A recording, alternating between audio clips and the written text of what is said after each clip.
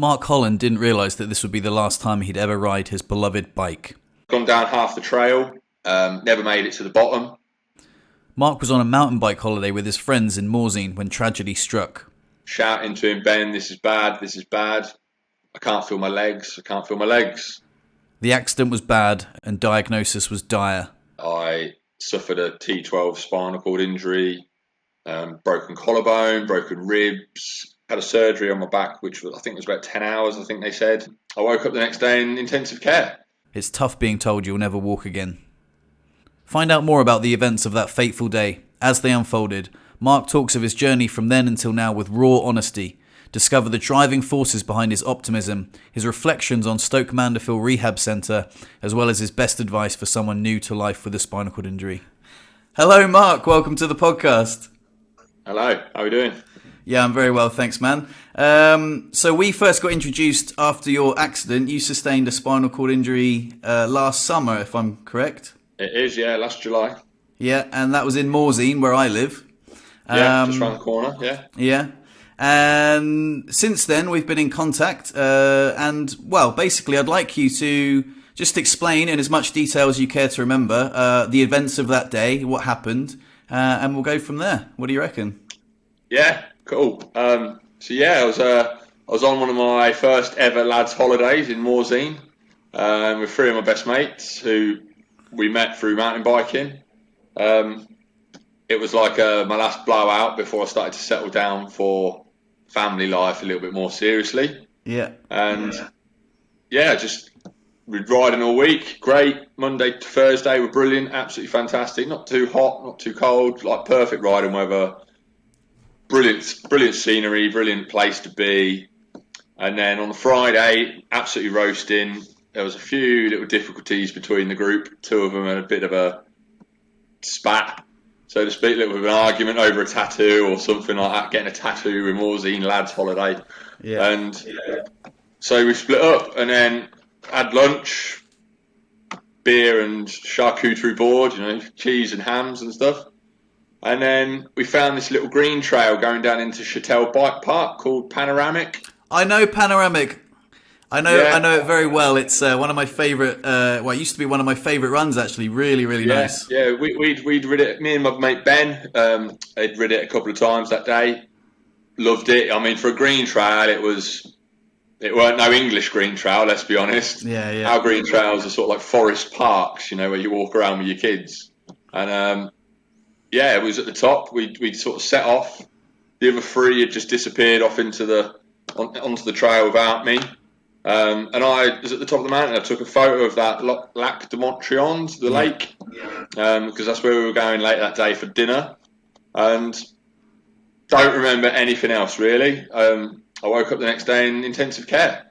By all accounts, I'd gone down half the trail, never made it to the bottom. And one of my mates, who was Ben, who was at the bottom, was waiting for me. Like, this is unlike Mark not to turn up to the trail, being one of the better riders out of the four. Yeah. And then a French lad come riding down saying, "No, you're missing someone because he's up there on the floor." So Ben dropped his bike with the other two, ran back up the mountain, back up the trail, to find another French bloke just sort of like guiding people around me. And apparently I was conscious for the whole thing, and I was just laying on the floor, shouting to him, "Ben, this is bad, this is bad. I can't feel my legs, I can't feel my legs." These are all words from him because I literally don't remember anything. I've got little snippets of what had happened. I dislocated my finger. I suffered a T12 spinal cord injury, broken collarbone, broken ribs.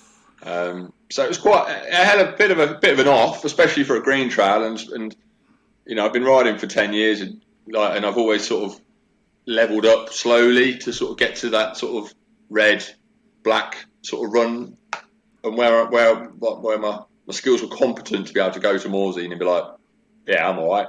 Yeah. And just came off on the green trail. Got airlifted to Geneva. I remember the heat coming through the window of the helicopter, but nothing else. And then straight into a hospital, had an MRI, CT scan, all of which I don't remember. went straight into surgery. Had a surgery on my back, which was, I think, was about 10 hours. I think they said, realigning it, pinning it, putting it all in place. And then I woke up the next day in intensive care to my wife and my brother walking into the room. Ben had phoned home on his ride down on my bike down to Lac de Montreal, where he sort of like had his, what do I do? How do I explain this to his wife? Got down there. He rung my wife, sort of said, like, this has happened. He's been flown to Geneva. And I'm completely oblivious to the pain, the suffering, everything that's my wife's now going through. And I've got 3 little kids at home as well. And I woke up the next day in intensive care. They told me I'd had my T11, T12, and L1 vertebrae pinned, and then I was due to have my L2, 3, 4, and 5 pinned. So I've got 2 lots of fixations in my back now. So then I was in intensive care for a couple of days. My wife come over, and then she left this was on the Friday. She stayed till the Monday and went home because we've got the kids. And then my brother stayed for the whole time. Had 3 surgeries while I was there. So I had one on my arrival, and then another one a few days later where they put a cage in around my T12. And hadn't said like my spinal cord was severed, but had said it was in French, fucked.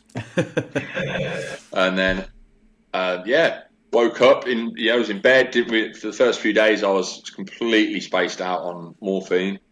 Never had it before. Never want it again. Felt awful. And then about 5 days before I came home, I had my collarbone done as well. Which he said I was quite lucky that it sort of, sometimes they either broke, like, they have to fix it too long or they fix it too short because a bit of it's broke off. Mine's just sort of broke in 3 places but was still all connected, so he just pushed it all back together and pinned it all, and he said it's like you should have like full range of movement with no aching or anything like that in while I was there. But what a hospital Geneva was. Brilliant. Amazing. Really fantastic hospital. Food, not sure, but it was alright. But I woke up and I sort of was, when I'd sort of got to that sort of point where I was aware of what had happened and aware of what was going on, like, can't move my legs, need to be cleaned when I've been to the toilet, I've got a catheter in. It didn't really sit in my head as though, like, this is it, oh my God, what's happened, my life's over. It really wasn't. It just sort of, I was like, I don't want to know. I'm not interested. Do what you got to do to fix me and send me on my way. And it never really, I don't really think it has sunk in yet that this is now potentially wheelchair life for life. And and I don't think it ever will, because I'm kind of that type of person that just is like, nah, this ain't it. I'll do more. I'll just keep going. So had my brother with me the whole time, which was fantastic. I think he liked it more than I did, to be fair, because it was a nice little holiday around Geneva. Went running around the lake, and but just having that sort of moral support there was good. And me and my brother have never been close up until the last sort of 9 months, where since I've had my injury. And he spent two weeks with me in Geneva. When he didn't have to. So did that bring you a lot closer? Kind of did. He's my brother. Someone needs to be there. So, but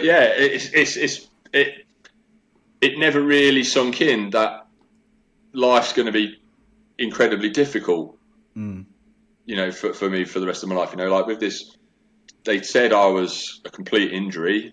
I didn't really know what that meant at the start.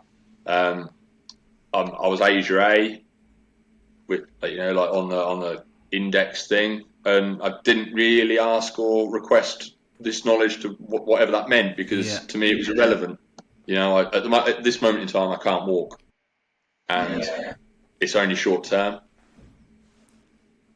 So then had a few issues with my insurance company. They refused to pay out my repatriation back to England. So we ended up setting up a GoFundMe page and getting an ambulance to come out and pick me up.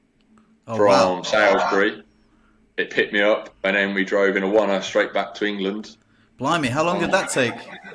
About 17 hours, Wow. 18 hours, yeah. Was that uncomfortable, or were you heavily medicated? Yeah, it did get uncomfortable. It was worse for my wife. She came out to help, like, for the journey back. Oh, Like a blimey, bit of yeah. moral support and that. It was a lot worse for her because I've been used to being like 2.5 weeks in bed already, Yeah, and yeah. they just rolled me over from side to side. So one minute I was looking out the window and watching Switzerland roll past, and Yeah. then France, and then Luxembourg, and then Mm. it didn't really bother me. And morphine, I weren't really in any pain. Yeah. I had no spasms, still don't have spasms, didn't have Yeah. any leg pain or neuropathic pain at the time. I just laid there, I Yeah. was morphine, I'd sleep, and then, yeah. But then I got back to Kettering, my like general hospital, and I don't want to slate my my local hospital because I might Yeah. end up back there in a few months' time. Yeah. But the next 3 weeks were probably the worst 3 weeks of my whole injury. Oh, really? Yeah, I got back at 1 a.m. on the Tuesday morning. Geneva had sent me 24 hours worth of meds with me, which never really got to Kettering's desk. Oh, dear. Or they did, but they just didn't want to give me them. So then it was about 10 to 12 hours without pain medication. Ouch. Catheter still needed emptying. Obviously, I couldn't stand up to go to the toilet. I couldn't even roll over on my own Yeah. for the most part. I'd crapped myself. No one had come to sort of answer the buzzer or, like, how do we deal with his bowel control or anything like that? Because at the time I didn't know about it, Yeah, yeah. and I've just walked into this like elderly patients unit in Kettering, and they're like, spinal cord, what? What's this? Yeah. So it was like about 12 hours before, 10 to 12 hours before it started to sort of like, they'd sort of got their rhythm of what we needed to do. So I remember speaking to you when you were there at that point. I think that's when we got introduced, was it not? I think. Yeah, it was roughly around then. Yeah, yeah. Because Bro Clothing, I ordered a boonie hat off them, Yeah. and I got sent to the wrong hospital, wrong address. It was coming home. I needed it at the hospital, so he emailed me saying, "Oh, I hope you're all right. Everything's what's happened." So I just told him I'd had an injury in Morzine, spinal cord injury, and he gave me your email address. He was, "Oh, I know this guy called Fred. Yeah, yeah. Same injury, lives in Morzine," and that was pretty much how we got introduced. Yeah, yeah. Big fan of their hoodies. Shout out to Bro. Yeah, Nick's a good egg. He was very supportive after my accident as well. Actually, very good egg. He sent me a lot of bro stuff as well that I was wearing around the hospital, which was good. Yeah, it's just weird how these little things, like, one thing happens and it just snowballs into, right, I've met you, I've met, I've been talking to Martin Ashton, I know who he is from my mountain biking, but if I hadn't had the injury, I'd probably never have got to speak to him or be mentioned on another podcast or whatever. Yeah. So yeah, it's bizarre. When you woke up in the hospital in Geneva and your wife was there, did that feel a little bit bizarre? Because obviously there's a time difference. I remember when I woke up in the hospital in Annecy and my parents were there, and I was like, how did you get here so quickly? But obviously it wasn't quick. A lot of time had passed. But in my brain and maybe your brain, it was just like, what the hell? How did you get here? Did you have the same experience? Yeah, pretty much. It was kind of like I'd woke up in intensive care. Like, how did I get here? And then all of a sudden, my wife and my brother walked in, and I'm like, how did you get here? And it's like, but it's been like 24 hours since my injury, my accident, and it was kind of like, because there'd been so many phone calls made prior to me even getting to the, like on the way to the hospital, but they were already on the phone to my wife, and it was like, right, we're booking flights and everything. So, in my head, it was like minutes from sort of my injury to waking up. That whole period's just gone. Yeah, I had the same experience where the trauma during that period was a lot worse for family and friends, and my girlfriend at the time. They were like really worried, like, oh, getting the phone call, like, oh my god, he's snowboarded off a cliff, or he's had a terrible accident, he can't feel his legs, and then all that happens while you're under general anesthetic or you've got memory loss, and you just come to and you're like, oh, what the hell, like, and it just seems like you go from falling off your bike or snowboarding off a cliff to you open up your eyes and there's people around you and you're like, how do you get here? And what's going on? And then all the doctors are giving you this, again, the mumbo jumbo in a different language. And it's a bit hard to all comprehend, isn't it? It all comes quite quickly. Yeah, definitely. It was one of those weird things because I sort of woke up sort of all chirpy. Yeah. And like, all right, how you doing? And my wife's like somber, like, I'm glad you're alive. You've just if you'd have landed on your head, you'd probably be dead by now. Probably, or a lot worse than what you are. And I've just woke up with a smile on my face, like, "Way, nice to see you, babe. What are you doing here?" Yeah. It was just so surreal. I look back now and I just sort of think, I wouldn't want to have been that person that made the phone call to my wife, or I wouldn't want to be my wife to receive that phone call, because it's kind of like now I really panic when my wife's out in her car driving the way she does sometimes. Am I going to get that phone call? And it's kind of like, I wouldn't want to suffer that phone, horrible to look back and think what they felt. Oh, absolutely, yeah. My mum had a very tough time dealing with it all. It was very, very tough for her, and she had a big panic attack when my previous girlfriend, Lou, she called my mum, and as soon as my mum gets traumatized even when I bring this up in conversation. She's like, I don't like talking about that day. She just had a panic, dropped the phone, started screaming. I think she thought that I might have been, close to death or something. I have no idea. But obviously it's your mum, and yeah, it was just really terrible. She tells the story of how it happened was she dropped the phone, started screaming. My dad picked the phone up, and then they called my sister, and then my sister arranged everything like a superhero, just arranged flights, everything. Don't worry, meet here at this time. Gave them some structure. Okay, cool. We're going to get to Fred as soon as we can. And then again, they were there. My mum, dad, my sister, and even my nephew Charlie was there as well. And it was really interesting because I was like, "What the bloody hell are you guys doing here?" It's like a reunion, like at your bedside. Yeah, it is bizarre. And I feel as well, I was quite chipper when I woke up because the meds, they take away a lot of the physical pain, but I think they take away a lot of the emotional pain as well. You wake up, but you're also quite high. You're in this opiate haze, and you're like, "Hey, what are you guys doing here? Well, why are you all so somber? What's going on?" And they're like, "Yeah, you've had a serious accident, Fred." And you're like, "Oh, what that? Yeah, I mean, that's I did, didn't I? Yeah." Yeah, flesh wound. It's all right. I'll be all right. Don't worry about me. Come on, go get yourself a coffee or something. Yeah, it was really surreal. Really, really surreal. And then, just looking back, I've spoke to my mate Ben. He was the one who sort of found me on the mountain, and he's not really ridden a lot since. Oh, really? And he's kind of like, it's not because he doesn't want to ride. It's like the four of us, we sort of rid together all the time, and it was kind of like the glue was all four of us riding together. It was either we all did it or none of us did it. Yeah, you're missing a horseman. Yeah, I feel like, and I look back and I just sort of think, we all met because of me. Like, I've grew. Like, they all joke that I go into car parks at bike parks just grooming men to join my little riding gang. And it was like, I met Tony years ago, like at Bike Park Wales, and then I met Kaz a couple of years later at Bike Park Wales, and we all became friends. And then I met this Ben at Dirt Farm, or what used to be called Black Mountains Cycle Centre, and I offered him a coffee out the back of my red van at the time, and I'm like, "Come on in." Yeah. And then we all just start riding together, and it's just such a sort of like great little group of people.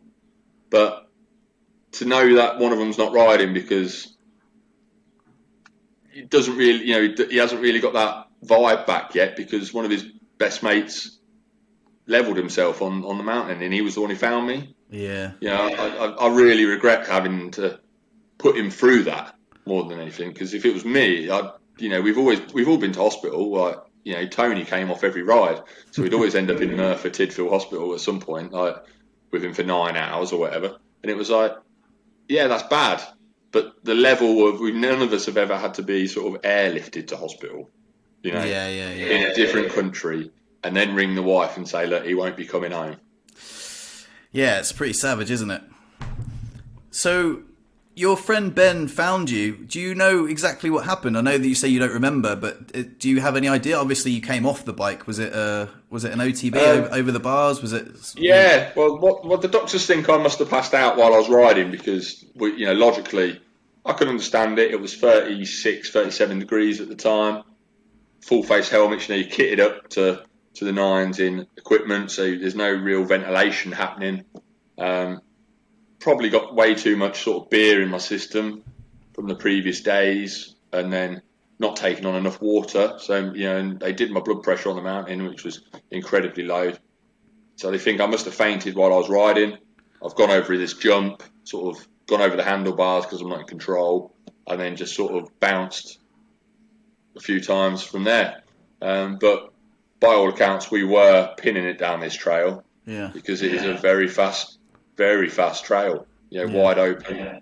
And I think I was about 60 foot from where the jump was. So it's quite a distance, from where the lip of the jump was, they measured it about 60 foot. So I've hit that jump at quite a bit of pace and just gone over the handlebars. I've got one little flashback and it haunts me. And I can see through my goggles into the dirt, and that's it. I can just see the outline of my goggles in the dirt, and it's like sort of dark. You sort of when you get your full face on and you sort of face down in the dirt, you just get that sort of like shadowy sort of look, and it's just me in the dirt, and that's just, it's one of the 3 things I can remember from the whole trip, like that day, and it haunts me because it's like I knew I was awake at that point, but that's all I can remember. So. It's bittersweet because I'm kind of glad I don't remember everything, and I'm kind of glad I don't remember like being high and flirting with a paramedic. Apparently, like my mate Ben was going, "Mark, it's all right. You're going to Geneva," and I was screaming like jokingly, "No, I'm not. No, I'm not." I know all about the convention. I'm not going there. And apparently I said to the paramedic, "Oh, you've got nice hands and they're very soft and things like that," but. Yeah, I'm glad I don't remember it, to be fair. And I think there's our brain can protect us from a lot of the trauma that we face in those times. I've got actually a lot more memories of my accident. When I snowboarded off the cliff, I can remember a lot more about it. But there are like huge blank spots, and I think it had to do with concussion as well. Like I was concussed. So I recently recorded a podcast with my friend Pete, who was there on the day, and he said that I kept repeating, because in my mind I was like, oh my god, I can't feel my legs. But when you're concussed, I kept finding that out over and over again. Shit, Pete, I can't feel my legs. But he'd heard that like 15 times already, and I was like, I can't feel my legs. He's like, yeah, I know, like, you've already told me that. But so I obviously I don't remember doing that repeatedly. I just remember that happening once. It was so interesting, and there were so many bits where he would remind me of the things that I said or the things that happened, and I wouldn't remember, and I don't know if I was in and out of consciousness. Well, he actually said I was conscious the whole time until they managed to get me some meds. But it was I think the brain just like says you don't need to remember that, Yeah. We'll put that down with your nights out with your friends when you was 18 that you don't need to remember. All the bad decisions you made that you shouldn't remember. So I'm glad I don't. And so they reckon you passed out while riding. Yeah, or I was sort of fainting, or I was in that sort of not in control state.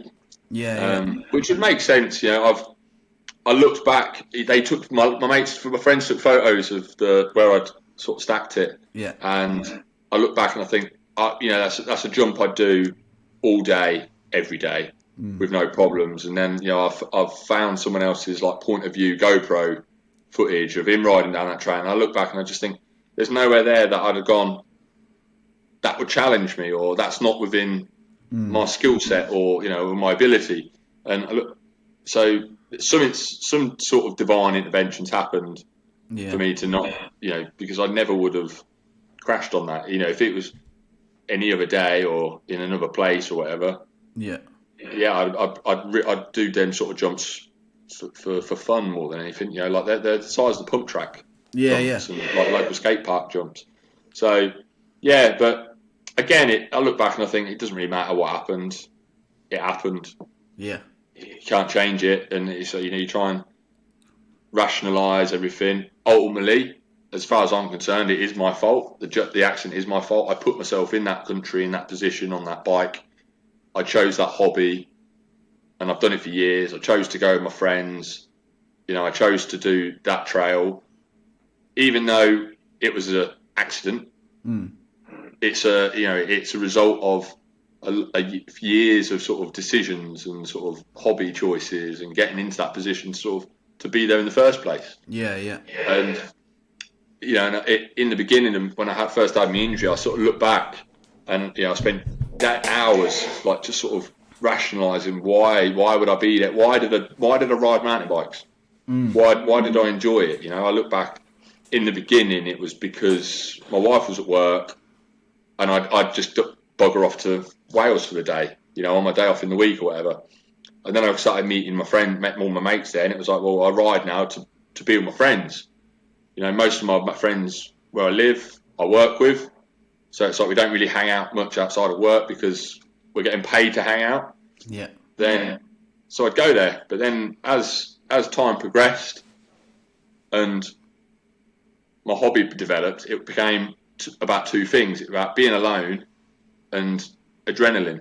And I've got a very stressful home life with like 3 young kids, twins who are now 3, who were 2 at the time, and my daughter who was 6 at the time. And it was about I rid to go and get some alone time because it was work, home, repeat. Me and my wife were just 2 people in the same house. We right, you've got the kids, see you later. I'm off to work. You've got the kids this day, I'll see you later. Or I'm going out to do pole dancing or whatever, or not me. But, and it was like, right, I need some. I'm assuming that's a hobby, not a job. Yeah, it is. Yeah. I'm kind of pushing it to the extra income, but she's not having any of it.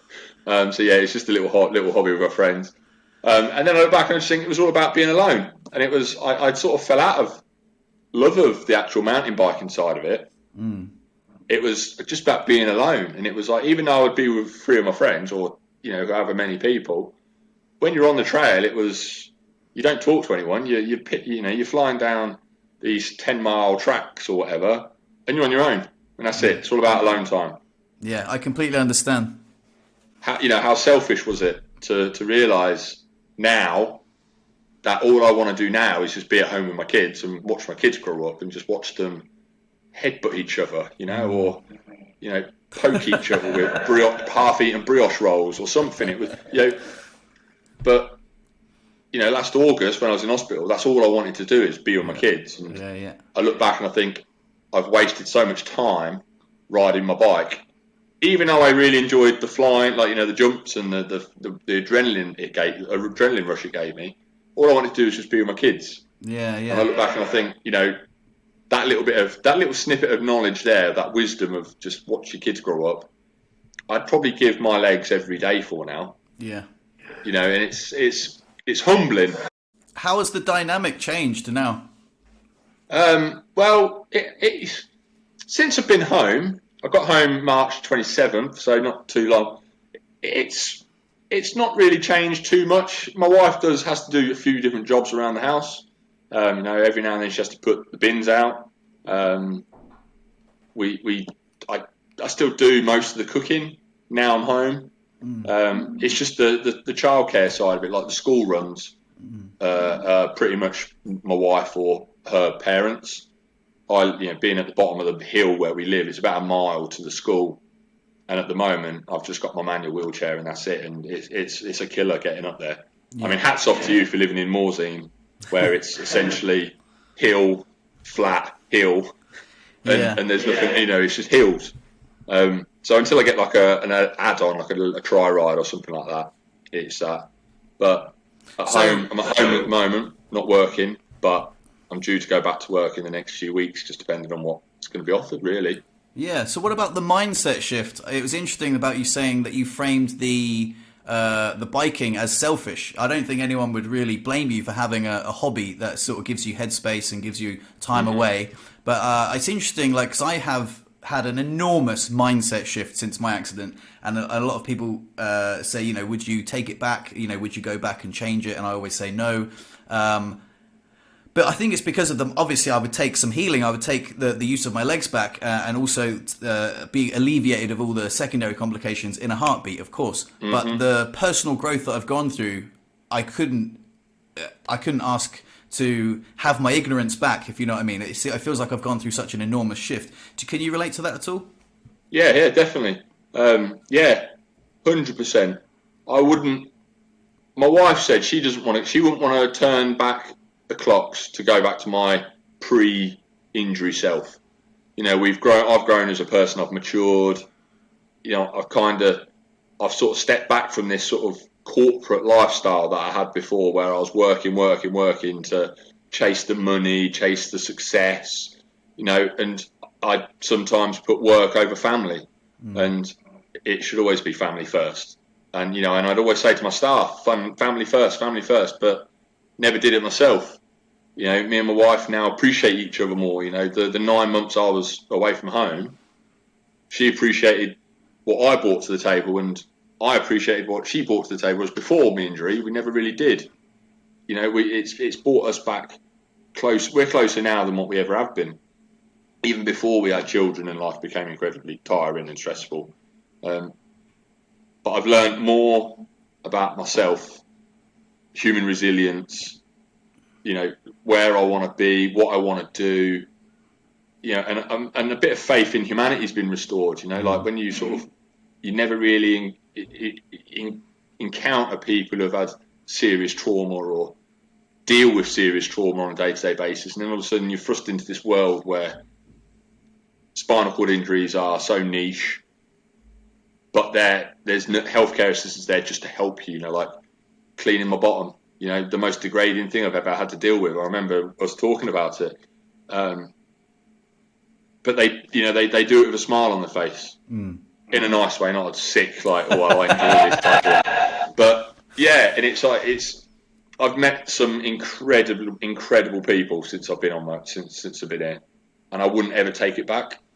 Spinal cord injuries haven't improved my life; it's just changed my life for the better in a lot of ways. Do you know what I mean? If I could go back and know what I know now and get my legs back, so I don't have to just go through, like, you know, transferring into my chair just because I forgot the remote and it's in the kitchen with the telly or whatever, I would. But if it's a choice of knowing what I know now and keeping my injury or going back, I'd stay where I am. Yeah, that's a really common answer, actually. I can relate to that a lot.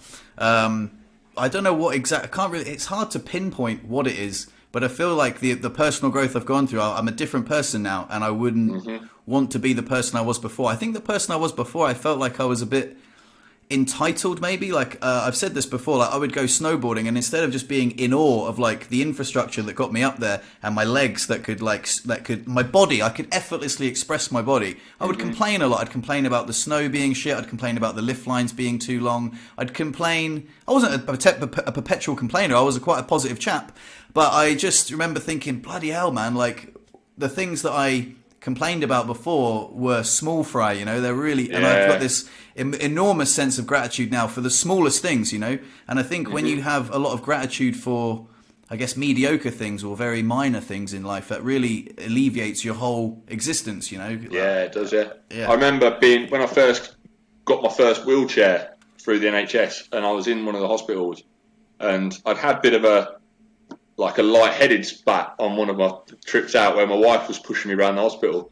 I'm a bad passenger in a car with her, let alone in a wheelchair. You know, I think we hit every door, you know, every chair that was stuck in the corridor we hit, and it made me go all lightheaded. And then, like 2 days later, they bought me my own sort of manual powered wheelchair where I could get in it. They could like hoist me into it, and I sat in it, and I just thought, you know what? No, I'm going outside.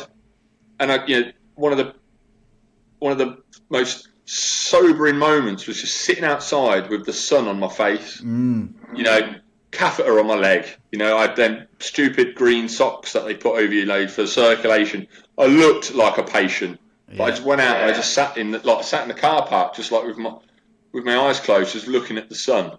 Because I hadn't seen outside properly on my own in almost 6 weeks, 7 weeks, and those little things. And then as soon as it rained, get me in my chair, I'm out. I'm going outside. Just sat outside in the rain, and it was those little things that sort of you appreciate so much when you can't have it. Can of Coke. Just a cold can of Coke my brother bought me in. It was like, wow. It was like I'd never tasted Coke before, even though it had only been 4 or 5 weeks. But because I couldn't have it, it was just like that little thing. And I remember so many little things like that. Just my first non-alcoholic beer smuggled into hospital. Nice. On a date night with my wife. It was, I wouldn't go back. Like what I've experienced in the past 9 months as well. It's been incredibly hard. Isolating is more than what is probably the hardest part. Like the isolation. Even though you're in a hospital surrounded by people, you're not. You're in here. It's all in your head. You're in your head. Yeah. They're not. A lot of them do it for the job, and there's a few that will come and chat to you and like sort of how you doing, and they sort of see your mannerisms change from day to day because today you've been really really happy, bouncing around or rolling around because you can't really bounce. But then the next day you're just dead quiet, because you're looking at pictures. I'm looking at pictures of my kids on the wall, just thinking, I wonder what they're up to. I wanted to be at home, and even though you're, like I said, even though you're surrounded by people, you're not, because they're not people that are in your life. They're there Monday to Sunday, just helping you live life or survive the day. That was really hard, and it was I found sort of when I started to sort of research spinal cord injuries, and I remember reaching out to you a few times about sort of like the bowel control. The hospitals. I'd moved from Kettering to Corby, lovely staff in Corby. I still speak to a lot of them now, but it was like their idea of bowel control was like, give me 2 sachets of laxative in the morning, 2 sachets of laxative at night, and just sit me on the toilet. And just hope for the best. But between getting to the toilet in the first place, I'd go from my bed to the chair and I'll shit myself. And then I'd go from the chair to the toilet and I've done it again. And there's just all of a sudden there's just crap everywhere. And it's like, this is not normal. And I need to, this isn't, how does someone deal with that? That you've been independent for 37 years, never had to worry about that type of thing. Now all of a sudden you can't do the simplest thing of move without shitting yourself. Yeah, I can relate to so much of what you're saying. I went through a very dark period in my life, and when you said about the sunshine on the face, that was one of the times. I went through like a very dark period where I was having a lot of suicidal thoughts, didn't think I wanted to live. And one of the things that changed that was the sun on my face. And I remember feeling, oh my God, if I can still feel the sun on my face, that's got to be worth living for. It's such a simple thing. I'm sort of oversimplifying it, but you can't really, it's one of those things that like, I think language is a bit of a blunt tool to describe the feeling of like, those endorphins being released. And like, this is worth living for. This is absolutely worth living for. So I had a lovely experience there. And with the bowel program as well, that's hard. Like, so I was in a place as well, which wasn't a spinal cord injury specific place, and I learned about the manual stimulation and the bowel program through online videos. And when you contacted me, I was lucky enough to be able to signpost you in the direction of some YouTube videos that I saw that helped me out in the first place. And it was really nice actually, because it was nice to feel like I could almost like be this sort of mentor or that this guiding sort of like, oh yeah, I've literally been where you are, man. Like I've been in that dark, or like not, because you sort of seem to have handled it really well. But there's a lot of confusion, isn't there? Like, what am I going to just shit myself all the time? And I remember thinking, no, you don't need laxatives. You just need basically some rubber gloves and some lube and like a different technique that you can manage your bowels. So it's on your terms, like that's not the way to do it. And I think, again, one of the things that I've picked up from you is again, like, I think you've handled it remarkably well. You don't seem to have had any sort of big mental health dips, and I think that could be to do with the fact that you've got kids and you've got like this purpose to live for. You know, like I was sort of like I was craving my identity. I sort of lost my identity. I had my identity wrapped up in being a snowboarder, being a chef, being an able-bodied mountain biker, and that lost. And with that, I lost my friendships and everything. But you've had such a strong family. You know, you're a family man. I think that in some ways you've sort of stepped, you know, so to speak, into that role of like, fuck, now I can really concentrate on being a father and a family man. Yeah, definitely. It's funny to say about identity, because that was probably one of the biggest sort of changes in the beginning, was how are people going to see me? And a part of me just sort of like, are my boys going to see me, and my daughter going to see me as the dad in the wheelchair, like, you know, crippled dad, you know, roller dad, you know, like, or are they still going to see me as dad? You know, and luckily they've embraced the sort of wheelchair life. You know, they love, like my boy Logan, he loves just sitting on my lap everywhere we go. Can I sit in your lap? Can I sit in your lap? And like, I love it. You know, as much as I sort of, oh God, I've got another person to push up this bloody hill. I look for those moments. You know, I live for those moments. And you know, me and my wife have always sort of taught the kids, no matter what it is you do in life, give it 100%, even if you don't like it. You know, if you go to football training, you don't really like football, but you're trialing it, just go in and give it all. And if you don't like it, cool. But you give it your all. And then I sit there and I sort of sat there and thought, well, you know, this sort of life I find myself in now, what if I say, well, I'm not going to give it my all to be the best sort of dad I can be, or the best version of me now? Because then my kids will look at that and be like, well, why is dad like this? Why is dad not doing it? He's telling us to be give 100% in whatever it is we've got to do, no matter how crappy, and he's not doing it. You know, and it's like that sort of role model for me is to be a good dad. That's what I aspire to be. I don't care about titles. I don't care about being the best friend in the world. I don't care about being the best worker or the best manager or leader or whatever. It's, I want to be the best dad to my kids in the world. And if it hadn't been for my kids, I probably wouldn't be where I am now. Like mentally. You know, I'm a wife. I'll throw that out there. She'll get pissed if I don't say that. But yeah, they've been my rock. And my daughter, she's 6, going on 16, 26, 36. She's so in tune with me. She'd come and visit on the weekends, and she'd give me a cuddle, like to say goodbye. But you know, when you sort of, sometimes you just need that cuddle where you just hold on that little bit longer.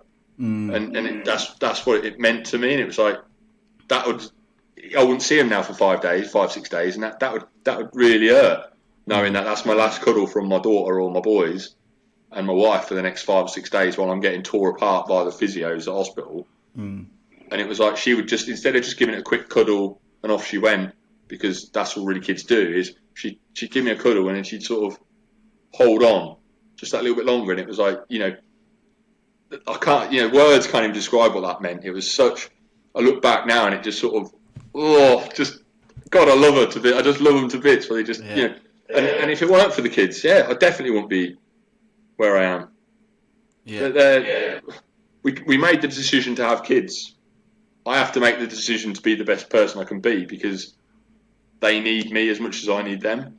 And being in a wheelchair ain't the end of the world, is it? No, you're right. You know, coming down the hill from the town, could sit on my lap, we just draft behind the cars. Let's have it. Nice. You know, it's a lot of fun. But yeah, I've not really had any down days. I've just sort of, I have my down days when I was in hospital and I just look at the kids, and I've had down sort of like periods of the time during the day where I've just sat upstairs and I've cried, because you just think, fuck, this is hard. You know, when your bowels raging, you know, you've eaten something that doesn't really agree with you, and all of a sudden it affects you, and it shouldn't affect you. It does, because that's the nature of the beast that we find ourselves with.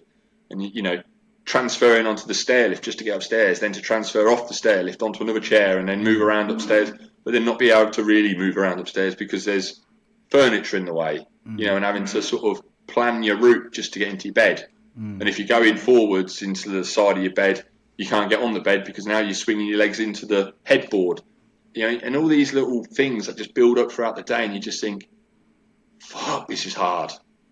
But I'm still alive. That's, it can be hard. If it was hard, if it was easy, everybody would be doing it. But yeah, exactly.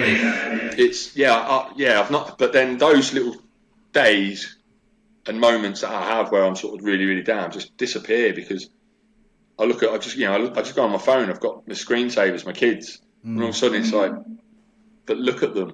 I've got something. I've got something to live for, and I've got something to sort of be the best I can be with. So yeah, it's been hard, but there's people way worse than me out there. If you had to give some advice to someone who's like watching this, who is newly injured, what sort of advice would you give them to stay positive, or any lessons learned? Get in touch with you to start. I sort of look back, and there was don't ever think this is it. Like at that moment in time, I remember having just skipping back to a moment in hospital where I had a few choice words to say to a couple of people. Like I know they were only in that moment. There was 2 incidences in the hospital I was in before I went to Stoke Mandeville, where one, I'd shit myself repeatedly, and this was at the start of my bowel program, and the other one was when I was trying to do floor to chair transfers, and both times they weren't happening. And there was a moment in my head where I just broke down. In that moment, it was like, this is life now. Is this it? No, it's not. And you will think that in that minute, and in that 30 seconds, in that 45 seconds, however long it is that you're having that sort of moment where you're failing, you're not failing. It's part of the process. You may not be able to get into the chair from the floor right now, but in 6 months' time, you will. And you may have just shat yourself 5 or 6 times before getting onto the toilet, but in 6 months' time, you won't. And you'll be much further on than where you are now, because it's all part of the process. There are able-bodied people who can't get from the floor to the chair with their legs intact, and we're trying to do it without legs and now dead weight. It's all part of the process. Just believe that it is going to get better, because it will. And if you don't believe it's going to get better, it's going to take a lot longer to get better. I mean? And reach out to people. I've met so many fantastic people since being injured that, very frank about their bowels and their bladder and sort of their injury level, and and everyone's got a tip. Everyone's got something that they do that helps. Like I put Velcro on the bottom of my shoes and put Velcro on my foot plate. So when I'm out in the street and I go down curbs and that, my foot doesn't come off. I've passed that little gem I got from someone onto other people, and it helps. Just reach out and be as vocal as possible. You're not alone. No matter what you think, you're not alone. You may be in that room alone on your own, but all you got to do is pick up your phone, get on the spinal cord injury groups or Facebook. Someone is on the other end of that phone for you, but you have to make that sort of decision yourself to sort of, this is it. I'm going to get better.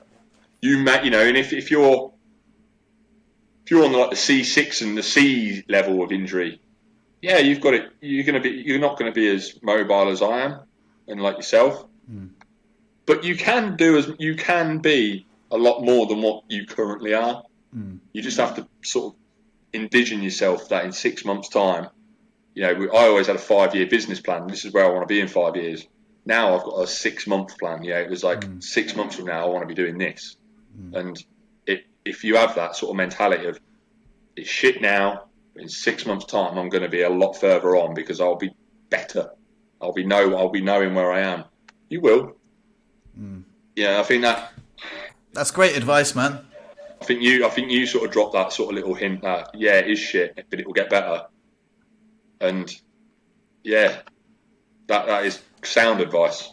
Yeah, I couldn't have put it better myself, to be honest, man. I think there's a lot of wisdom in what you just said at all. There's a great saying that people overestimate what they can do in a month and underestimate what they can do in a year. And I remember the first time. I remember I did a poo in the hospital, and it took me 2 hours, and I was absolutely stoked because the day before I'd done a poo, and it took me 3.5 hours, and I was like, mate, I've just knocked an hour and a half off my best poo time, you know, and you know what I mean? I've almost split it by 50%, and it was incredible. And like the first time you try and do something is always the hardest. The first time you try and do a floor transfer, you're like, mate, I'm never going to get this in a million years. The first time, you know, you transfer, you know, from the bed to the toilet, and again, I've had that where you know, you're like, oh shit, you know, God, you know, but it's not always going to be like that, you know. You are going to get your bowel program under control, you know. It's not going to be shitting yourself all the time. There will be down days, you know. There will be down days, but there's light at the end of the tunnel, and like you say, you've got to be patient. And you've got to have faith that it will get better. And I think you said it really, really well, man. Absolutely. And I think also when you get home, because when I was in Stoke Mandeville, there's a lot of people that have been in there a hell of a long time, you know, and there's a lot of people who haven't got a power wife like I've got that have adapted the house pretty much overnight, you know. And the first day home is going to be the hardest day of being at home, and then the second day at home will be a little bit easier, and the third day will be a little bit easier. And it just gets easier and easier and easier. And it's still hard. It's still fucking hard.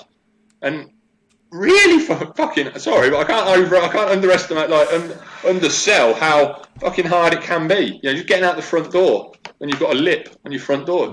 It's incredibly hard. But that first day is the hardest day you'll have. You know, like Christmas, I came home for Christmas, and it was like, that will be the hardest Christmas I ever have.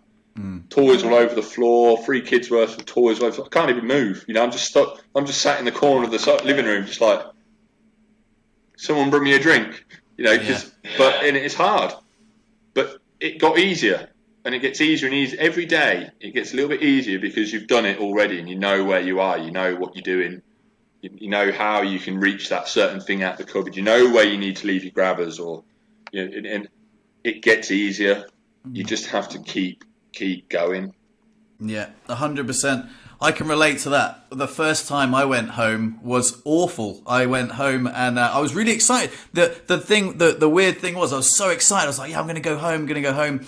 Went home, had this. So from the car to the front door, I rolled in dog shit, which was, awful. And then my neighbour had looked at me, and it was the first time that someone from Morzine had sort of seen me, and the way she looked at me, she gave me this pity look, and I was like, oh no, is that how people are going to look at me? I rolled in the front door, you know, I got the shit off the wheel, and then I was just like, oh my god, there were snowboards on the wall, you know, my old life, the bikes I couldn't ride anymore, and I was like, I can't believe I was looking forward to this, and I burst into tears. It was absolutely awful. And that was the worst. That was the worst day. But again, the next time I went back, it was so much better. My expectation. I had to manage my expectations. I had no idea what I expected. But the first time I went back was awful. The second time, much better. And then, you just get used to it, you know, and you adjust to your new normal. Another thing I wanted to ask you. Go on. I wanted to. Well, no, you carry on. I've got another question for you, but you carry on. And then you just start putting things in places that you know where it needs to go. You know, like your toothbrush goes in a different place, or your toilet rolls in a different place, or you put your clothes. Like me and my wife have sort of swapped half a wardrobe with each other because I can't reach the rail on mine, but I can reach the rail on hers. So now I've got her clothes above mine, then my clothes, and then hers is in my wardrobe with my pants and socks and stuff. So it's just. You just adapt. It's just a case of it didn't work. It worked then, but it doesn't work now. So now we need to find out what works now. Yeah, and you do. I agree with you. I have a question for you. What was it took you a little while, didn't it, to get into rehab? But what was your experience of rehab at Stoke Mandeville like? Really, really positive. Really positive. It took a long time, and don't get me wrong, they're incredibly underfunded. So you tend to get sort of free one-to-one sessions a week with your physio, which when you think that you're in there 24 hours a day, 3 hours a week is not a lot. But they expect you to be independent. They push for your independence, as in, because they're not going to be there at home for you. So they push for that, so you can access the gym whenever you like. And if the equipment's available and you've been shown how to use it, you're more than welcome to use it. The physios were fantastic, really, really supportive.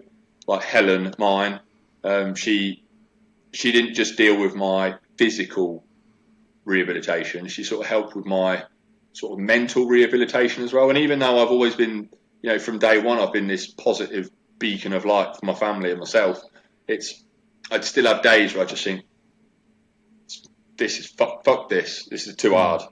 And yeah, she helped so much, and they all did. They all do it. They're not just physical rehabilitation. They do help with your mental and your emotional state as well. The nursing staff, fantastic. My only downside to Stoke Mandeville was being in a bay of like 6 blokes.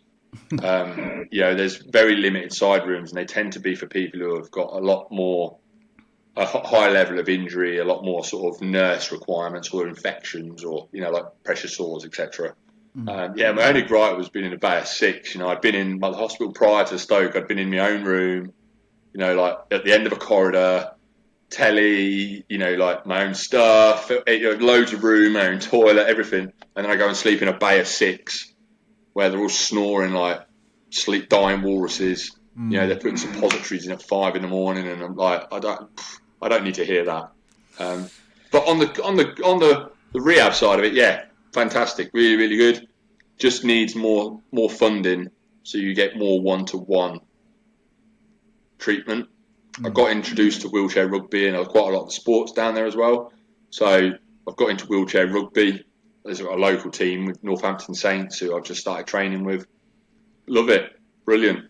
Can't fault, fantastic. And what the sport they put on down there as well, like, you're always active, you're always doing something. And even though a lot of people think playing table tennis isn't rehab, you'd be surprised on how much of rehab that actually involves in like the core muscles and your coordination. And when people have they're a lot higher level of injury and they've got these things like helping hands on to hold the bats, just the arm movement is enough for them to sort of have to get something from it. So yeah, they have thought about it a lot, and it is really, really good. It's just really lonely sometimes. Like I said, you're surrounded by people, but you're not. You may make friends with people and you sort of get on really well with people, but in that moment, you're still alone. You're still not with the ones you love, and you're still not where you want to be. And that was the hardest part of all my rehabilitation, was isolation. But Stoke, fantastic, love it. So much so that I want to do some volunteering for them and sort of like try and get a job there to sort of help, like it's like a peer support type thing. Yeah, I can imagine that was good. Did you make any good friends while you were there? Because I can imagine having a lot of camaraderie with again, if there's 6 blokes and you've all suffered spinal cord injuries, you've all immediately got something in common. When I was in rehab, I was just on my own, and I was in a generalized rehab place. So they had people with traumatic brain injuries, a lot of elderly people, a lot of obese people, and I was pretty much the only paraplegic in there. But I can imagine being in a spinal injury, because I've never been in a spinal injury rehab, that must have been quite nice to have that solidarity with people. Yeah, I met a lot of incredible people, a lot of unfortunate people in life. They've woke up and just not been able to walk through having a spinal stroke. And yeah, I didn't even know what that was. Didn't even know that existed, to be fair. So yeah, like my immediate neighbour in my bay, Chris, still speak to him now. Like, really funny guy. Like, got on really well. Made a lot of good friends. There's a young lad who was on the paediatric unit. He's only 14. And this doesn't need to come out sound like I'm grooming kids or anything like that. But I still speak to him now. Like, he plays wheelchair rugby. But for this, like, weird, like how I met him. Like, he was in the gym, and I'd got into the spinal gym, and I was like, right, my main goal here, in any moment I'm not doing physio, I want to be weight training, and I want to be hench for when I go home. And I was like, I rolled into the spinal gym with my own chair, which was rare in Stoke Mandeville. They're all in like the NHS prescribed ones, the big things. And I'm like looking around, like, who can I train with? I'm like, Jesus Christ, there's not a lot of, bodybuilders in here, let's be honest. And I saw this lad across the thing, and I was like, he's my man. I'm gonna get chatting to him, and so I spoke to the sports guy Sam. I was like, Sam, who's that over there? I want to start training him. And he was like, Mark, he's 14. I was like, what? The guy, his arms were the size of my thigh. He's Really? massive. He's huge. For a 14-year-old. I don't know what they're feeding him, but he was with his mum, Delphine, lovely. She's from France, lovely. Still speak to him and his mum now, and his dad. We see each other on Wednesdays at Wheelchair Rugby. And we'll probably stay in touch now for the foreseeable future. Because he even texted me when he left saying thank you for just being there, like the brother that I needed. But because even though I'm 24 years older than him, we got on really well. We did like a little half marathon around the hospital together. Nice. Push around the hospital. Met a lot of really great people, and then even people who weren't in the hospital, sort of like the wheelchair rugby teams. Met a ex-Paralympian who I've got. I speak to him quite a bit now, and sort of I met a lot of cool people. Met a lot of cool people who I'm friends with now. Regan, another lad. I think the Regan you speak to. Yeah. I've been in touch with Regan. I don't know him that well, but I was put in touch with him through Backup actually. So he's. I mean, when I first met him, I was like, "Well, his accent's not going to do it. The way he speaks ain't going to do it for me." But got chatting to him, and I got people, and I'm pretty sure he'll laugh if he hears this. But I was like, "He's a bit dodgy. He is like he's not my cup of tea." Now we're like, "You got your car yet? Like, let's go down the coast or something together." And have you pooed today? It's like, but yeah, he's great. Love him to bits. Nice. I'll probably I've sent him voice messages, but he's only ever replied in text, so I don't even know what his accent is. Yeah, it's I don't know I don't really know where he's from. It's like one of those like lads, like lad sort of accents, like yeah, all right, mate, yeah, fucking yeah, all right, fucking let's do it. And yeah, I love him to bits. We had such a good time at the sport together down in the stadium, like the Gutman Stadium and that. And like we probably message every other day now, like really, really close to him. Great, fantastic. So yeah, it has been nice. And then even like through Backup, like met this lad called Chris. Brilliant. Yeah, he's been a wealth of knowledge since I've been home. That's amazing, man. That's so good. I love the community in the spinal cord injury. So in the spinal cord injury community, there's a lot of support. A lot of support with Facebook groups, and it's really, we all support each other really well. And like I say, like when people say to me like, "Oh, you've handled the injury really, really well," I really do have to say, well, that's because I'm sort of standing on the shoulders of giants. I've got this platform. Not platform. I've got this wealth of information on the internet, for example. Sorry. I've seen people making YouTube videos, or I've got a lot of support around me that I guess people don't see. They just see that he's doing really well, and I am doing really well. But it's really nice to know that there's just so much support. Yeah, and I think like my mum and dad have been great as well. Like my brother and my mum, it's killed my mum. And my dad, he cries when he sees me, just like because he's like, well, no, you never really want to see your kids in a wheelchair or injured or hurt. But they look back. I look back and I just think, they've always been on the other end of the phone. Yeah, all right, they moan and they still bitch and moan about the weather and stuff like that. And the things that they would take for granted, that they don't really realise that I don't take for granted anymore, because they don't really understand it too much, or or where the boundaries are. But as a supportive family, brilliant, and and I hope that they get to meet people like Regan and this Chris and this other Chris and all the people that I've met through my journey so far. I really hope they get to meet, because it's like they're some incredibly awe-inspiring people out there, where they've just they've been dealt a shit hand, and they're still here, and they're still smiling, they're still doing their best for other people. Well, you're also describing yourself at the moment, Shucks. I'm trying. At the end of the day, I've tried to be positive for my family, and if someone looks at me and thinks, "Do you know what, he's doing really well, like really, really well, brilliant." If I can make one person's life better with a spinal cord injury, just by one little bit of knowledge or a little bit of wisdom or whatever, brilliant. Yeah, I can almost guarantee you've already done that. But what I was going to ask you is how does it make you feel when your dad sort of looks at you and he gets upset seeing you in a wheelchair when you don't think it's that bad being in a wheelchair? Do you find that sort of like that level of pity? Do you find that kind of like annoying sometimes? I'm just saying because it annoys me sometimes when people pity me and they look at me like, Yeah. oh, like, you know, I'm like, well, don't feel sorry for me, man, because like my life is actually really good. Yeah, I think it makes me sad that he's not willing to sort of. I wouldn't say not willing, that he's just not hearing that I'm saying it's okay. But then I sort of try to take myself out of my position, put myself into his position, and sort of think, 30 years from now when I'm pushing 70, if one of my kids come home in a wheelchair, how would I feel?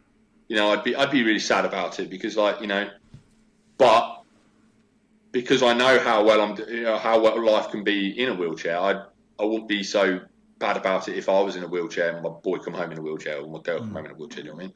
Not that I'd want them to. I just know that they'd probably be better at it than sort of I probably am. It is hard. It's hard to sort of understand it more than anything because it's like, what? Don't cry for me. But I kind of understand why he's crying for me. It's because in his eyes, he thinks I'm going to miss out on a lot of things. And yeah, I am. I'm going to miss out on quite a few things. I'm never going to play football again, or go play golf or ride my bike. But I am going to be able to play wheelchair rugby and I'm going to be able to ride adaptive bikes. And I've always got a seat in a busy pub, It's because he doesn't see my life on a day-to-day basis. He only sees like snippets of it and what I show him and what I tell him. So yeah, I do feel for him, and I kind of understand it. But on the flip side of it, like you said, I don't really want the pity.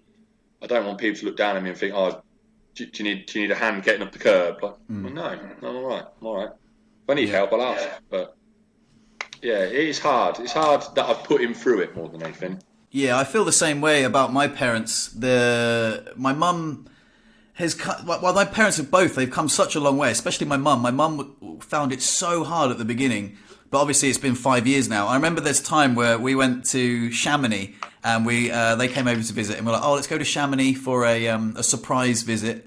And what we were actually going to do was going to go paragliding.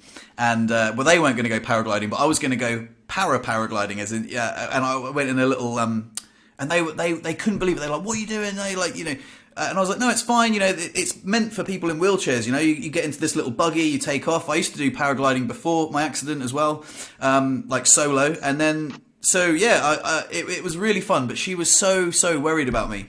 And I remember there was this huge hill, like enormous hill. And I had a wheelchair that was a little bit too big for me at the time. And I wanted to push to the top of this hill. And they were like, what are you doing? And my mum would not stop. Just saying, this is ridiculous, stop doing that, let us help you. And I was like, no. And I pushed all the way to the top of this hill and it was a sunny day, I was sweating, I had my shirt off. And I was like, look, Mum, look at what I can do. Like, I don't need help, I'm independent, I'm strong. My intention was to show her how strong and independent I was. In fact, I think the actual thing, she just got even more worried about me and wondered why I was being so stubborn.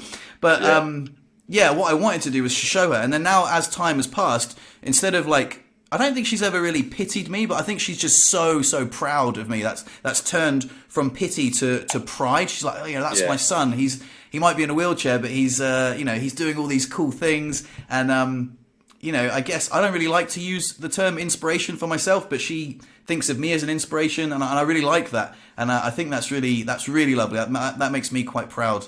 My mum says similar things to me. Like she's always over Facebook when I put a video on Instagram or whatever. Oh, he's doing so well. I'm so proud of him. And it's like sometimes it really bugs me. Don't get me wrong, because it's like I put a video like when I was in Stoke. I managed to sort of take some steps with sort of like makeshift calipers on, and it was like she was like, oh, I'm so proud of him. I'm like, what, for walking? Like, I should be able to do that anyway. I shouldn't be in this position in the first place where I can't walk. And I'm really proud of him. He's got in the car.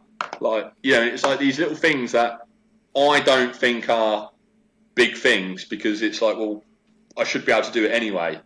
And so like when she does it, it's like, oh, I'm really proud of my own inspiration. Yeah, fine, whatever. You know, like, all right, mum, cheers. Yeah. But then I sometimes find this word inspiration is like banded around as though it means something to a lot of people, and it doesn't, and they're not inspired by it. Do you know what I mean?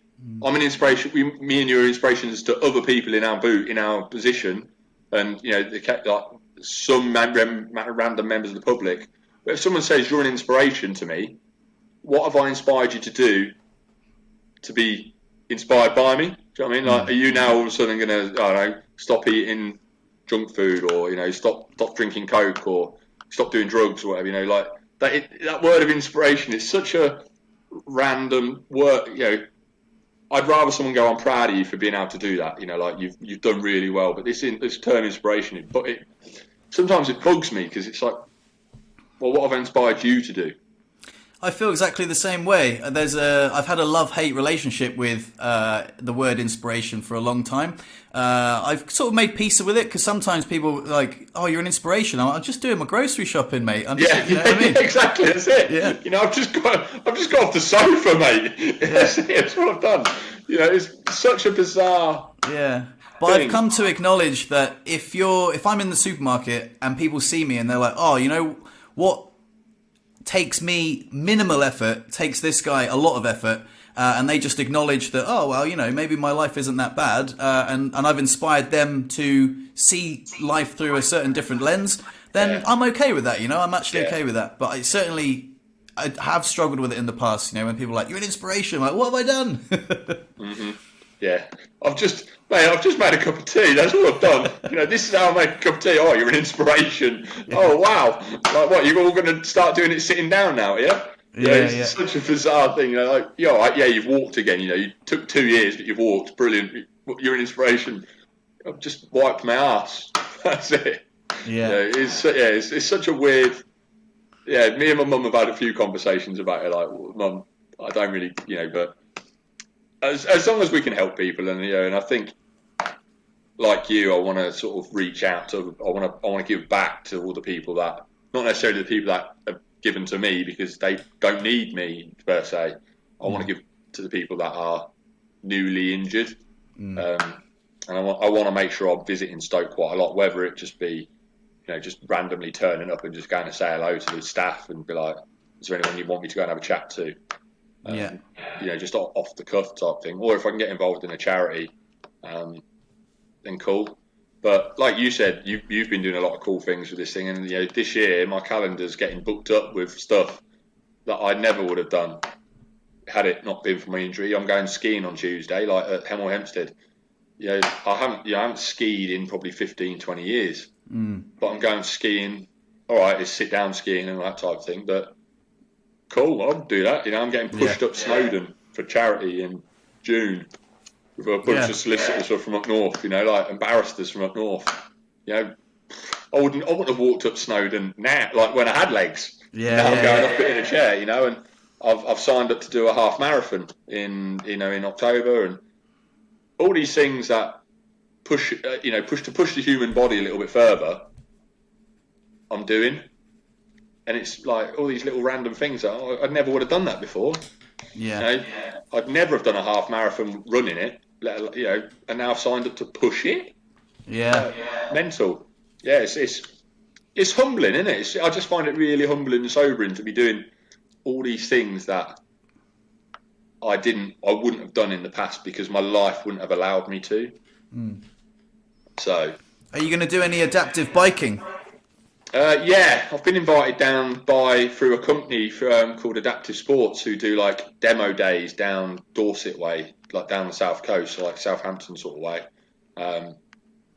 So yeah, I'm definitely keen. You know, the bowheads definitely keen on, like, you know, fundraising for a bowhead in the near future.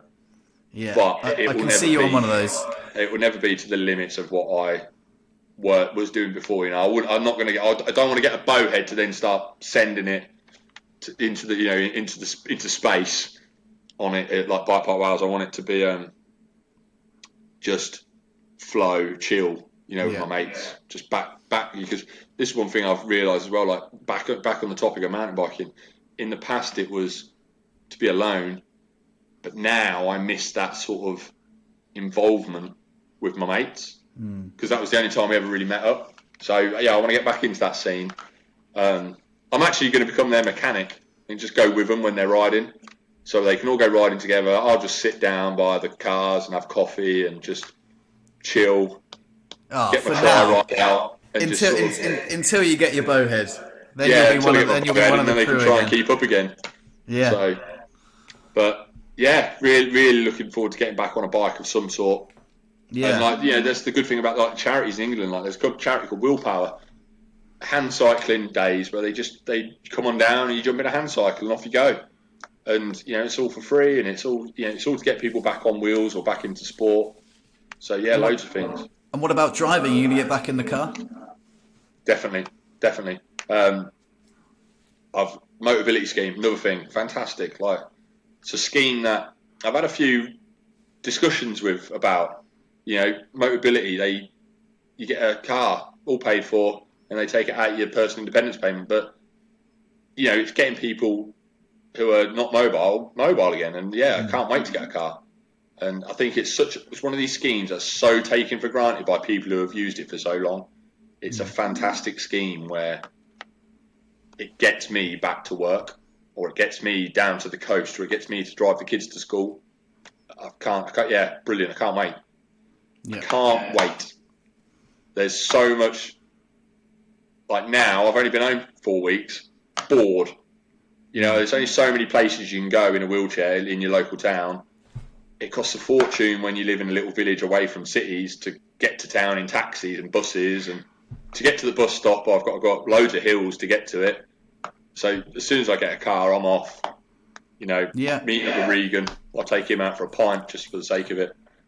That's one of the things I wish I'd done sooner.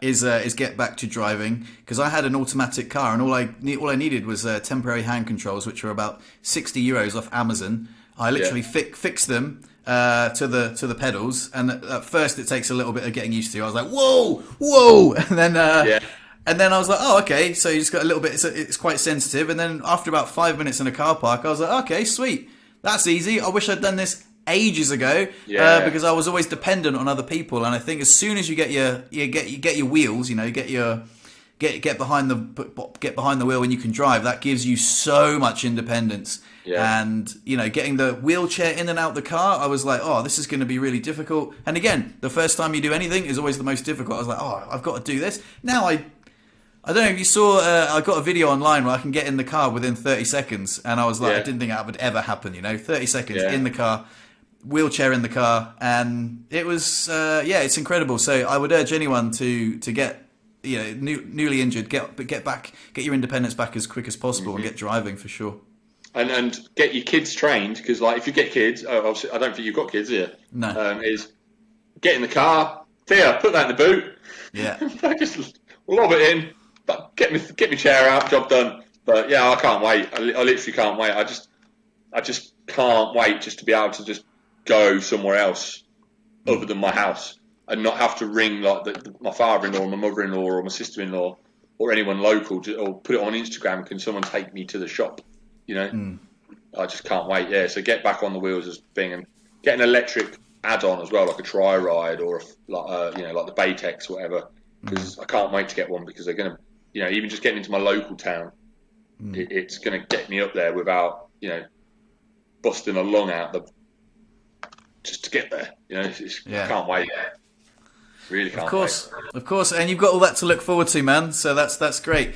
Listen, this has been a really great conversation. I feel like we can chat for another hour, but I feel like we need to respect the time, the time limit. But this has been great, man. Like I say, this is actually the first time we feel like we've been getting to know each other in real time over this podcast.